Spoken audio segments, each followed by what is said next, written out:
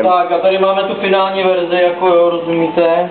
A taky na to tu černou práci, jo. Promíchá se to tamhle mírami, nádobí. Taky To je to, co taky se udělá, zapotřebí. taky se to musí, jako, jo, nikdo to za nás neudělá. Takže, No a my budeme servírovat. Takže vezmeme si servírovací. udělátko. To dělá, když tak, abyste věděli, David na koleni. A takže já takhle pro pořádek akorát nadám jeden tarč, aby bylo vidět prostě jakože Nebudeme jasně, že nebudeme koukat, táčet ty. každý si pak už naloží kolik bude chtít, ale prostě jo. Aby bylo vidět, že prostě...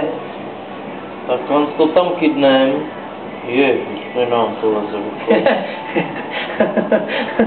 Takže prostě nějak takhle, jo. Ozdobíme třeba nějakou šalvějí, kopřivou. To už záleží. Parmezán, Jo, a můžete se z hejralecu a nivu. Otevříte si víno a...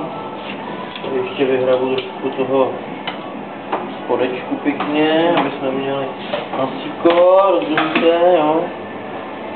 No a... Pojď sem, pančáku. Nádherný. Ber to také z dálky, no a... Chytni to, že? No a... My přejeme dobrou chuť!